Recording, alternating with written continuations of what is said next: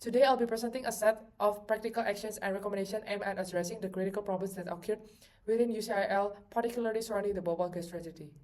It focuses on real-world solutions that organizations in high-risk industries can implement to avoid such tragedies from happening again. Let's now explore the key areas where things went wrong and how this issue can be effectively addressed. Our first recommendation focuses on technological investments to strengthen UCIL safety system. First, the descriptive recommendation. UCIL should adopt modern technology such as AI-powered gas detection, corrosion-resistant materials, and digital system for equipment tracking and safety monitoring. The steps needed include conducting a full audit of current safety infrastructure, purchasing updated equipment, training staff on new systems, and running periodic maintenance checks. In terms of people in charge, this should be led by the safety and operational team, with collaboration from the IT department and external technology vendors.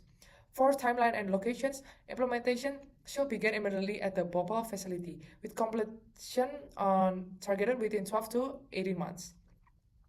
Regarding the types of costs, initial investment will cover hardware installation, software license, and training. However, long-term benefits include fewer accidents, lower legal risk, and improved efficiency. Finally, potential problems may include resistance to new systems, budget constraints, or downtime during installation. To mitigate this, pilot testing and phased rollouts are advised. This investment is key to ensuring industrial safety and restoring trust among employees and the public. Here are the key steps that UCIL should take to implement the technological improvements mentioned in the previous slide. First, install AI-driven gas detection systems to provide real-time alerts and early warning for hazardous leaks. Second, replace outdated infrastructure with corrosion-resistant materials to prevent chemical leakage. Third, digitize maintenance records to ensure better monitoring and accountability over equipment conditions. Next, develop and roll out VR-based safety training for all employees so they can learn how to react during emergencies. And finally, establish a routine schedule of inspection and safety audits to make sure that all systems remain functional and safe long-term. These steps provide a clear structured path toward a safer, more responsible workplace. To successfully implement the technological improvement, several key roles are involved. First, the safety manager is responsible for overseeing all the safety protocols. They will make sure that all new systems meet regulatory standards and the staff are properly trained and prepared for the emergency. Second, IT and automation specialists will be in charge of installing and maintaining the AI-driven gas detection system. They will also have integrated smart technologies into plants' daily operation.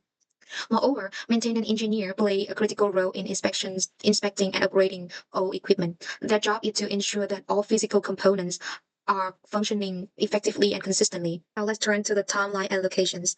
The recommendations will follow this timeline. Phase 1 is planning and assessment, taking place in month 1 and 2. During this stage, UCIL will identify target locations, assess current safety gap, and develop a roadmap for project. This phase will primarily be handled at the company headquarters and key production plants. Phase 2 is procurement and infrastructure preparations, occurs in month 3 and 4. Here, UCIL will acquire AI gas detection system, corrosion-resistant materials, and VR-based training tools. This will involve in warehousing department and on-site installation zone.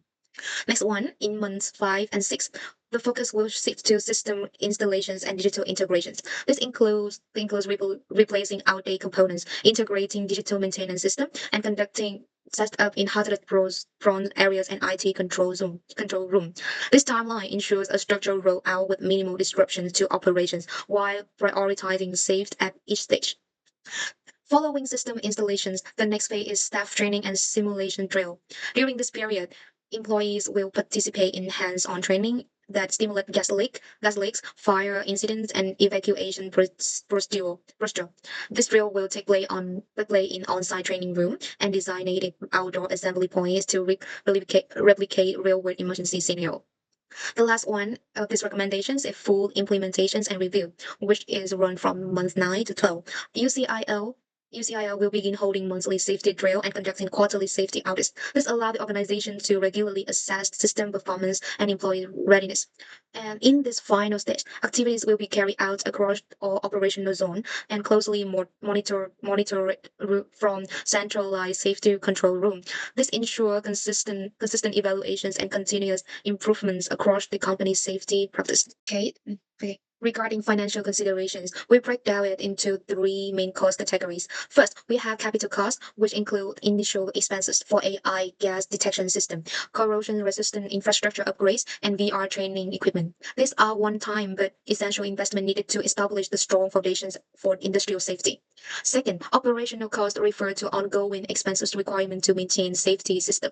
This include the facilitations of staff training and drills, conducting routine maintenance checks and safety audits, as well as managing software subscriptions and digital data.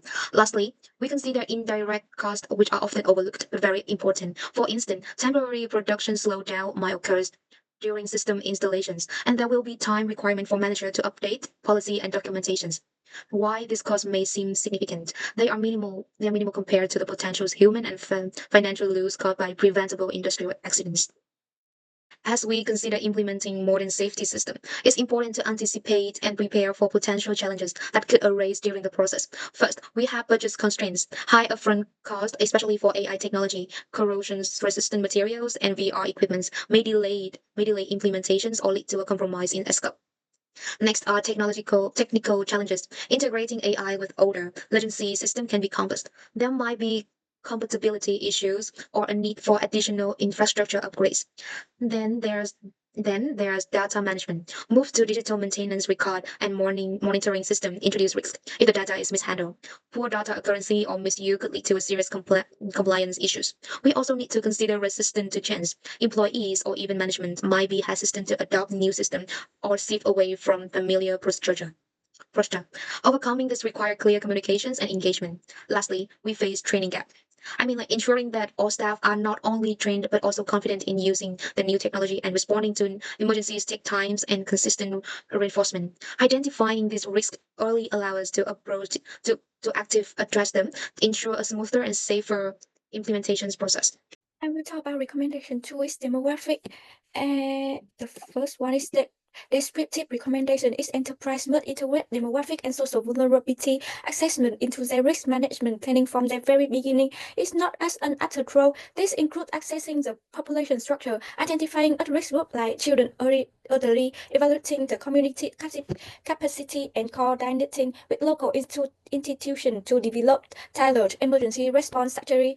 The next one is step needed. The first step is conduct baseline community assessment. Is analyze demographic like age, income, health condition, housing. Is identify hiding risk group like elderly, children, low income. The next step is access local infrastructure and medical response capacity. Is evaluate availability of hospital, clinic, emergency service. Next step is develop tailored emergency strategy. Is set up temporary clinic, mobile medical unit, and poison treatment center, and establish age-specific application and health monitoring protocols. Next step is create linkage mechanism. Partner with local health institution. Is emergency response team like NGOS. The next step is engage the community. Is organize safety drill and awareness session. And is use multilingual communication and text-based alert. The last step is back into corporate risk governance. Is make demographic risk a key component of site selection and operational or audit. Next one is people in charge. The first role is corporate risk management manager. Is responsible to risk assessment and integrate finding into risk planning. Next role is CSR and community engagement officer. Responsible to liaise with community stakeholder. Next role is public health officer. Responsible is advice on vulnerable population needed. Next role is safety and emergency planning team is responsible to design evacuation and medical response system. The last role is local government license, responsible to coordinate legal and infrastructure and data access. For timeline and location part, this demographic assessment should start at the earliest planning phase, which is before plant construction or operations begin. The strategy must be continuously updated throughout the company's operational period, and all activities will take place on-site and in nearby residential communities. There are three types of cost, including staffing cost for risk managers, for hiring risk managers and health officers, and liaison teams, equipment cost for community alert systems, mobile clinics, and health technologies, and training cost for safety drills, community educations, and multilingual materials. However, companies may face several challenges. For example, they may face some difficulty in identifying and reaching out to all high-risk groups, or possible resistance from local residents due to a lack of trust, and some fundings and logistical limitations like limited budgets and resources for medical and training programs. And they may face language and communication barriers, especially in areas with different languages or low literacy levels. And they may also face poor coordination between public and private actors. So in conclusion, by integrating demographic and social vulnerability considerations into risk management strategies, companies can not only protect human life, but also build trust, avoid legal risk, and fulfill their corporate social responsibilities. This approach helps companies achieve sustainable operations in high-risk industries. Here are the resources that we used. Thank you, that's all.